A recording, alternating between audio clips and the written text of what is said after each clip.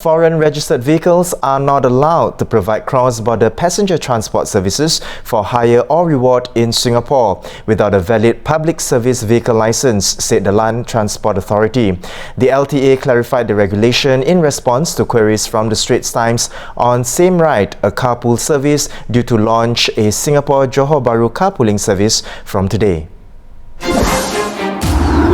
According to SamRide website, more than 300 commuters have pre-registered for the service in the app over the last 2 weeks.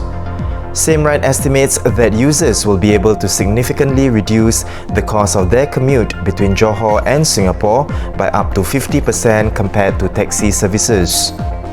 The LTA takes a serious view towards foreign registered vehicles illegally providing hire and reward services and will carry out strong enforcement action against such illegal activities.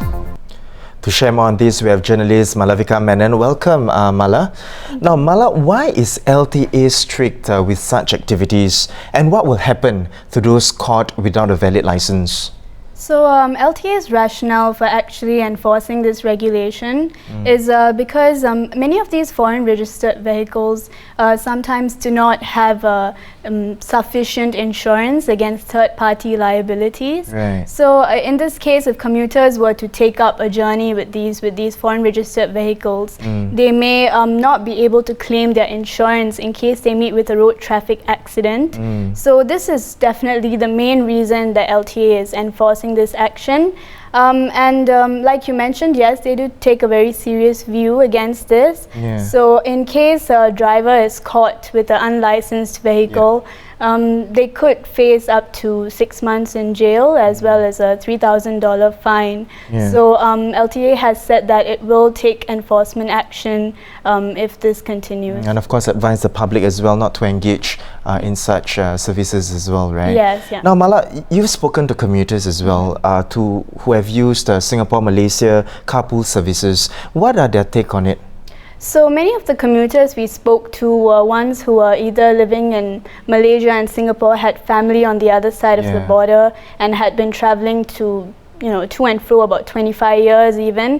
So for them, the service is actually very convenient and affordable. So because it's a door-to-door service, they think that it cuts short their travel time and they get to leave their homes a little bit later than if they were to take public transport. Right. So this is some of the reasons they say. Other reasons include for environmental friendly commuters, they definitely say it reduces their carbon footprint. Yeah. And also it reduces the time they spend queuing at the checkpoints, which could go to even 1.5 hours sometimes. So yeah, convenience is key, I think, to the commuters. And of course, when you put it all together, then there's the affordability as well. So everything kind of like adds up. Yes, right? exactly. Yeah, Malala, now let's focus on, is there any way for commuters, say, to check if the services that they've engaged have a valid license, for example? So we did ask the LTA about this because as far as we know, there are quite a few carpool services on Facebook, on Telegram and things like that. So according to them, the only service right now that does cross-border carpool and is valid and licensed is the one by a yellow taxi company. It's called the Singapore-Johor Taxi Association Operators, and they engage out of Bansan Street in Singapore. It's a taxi kiosk there.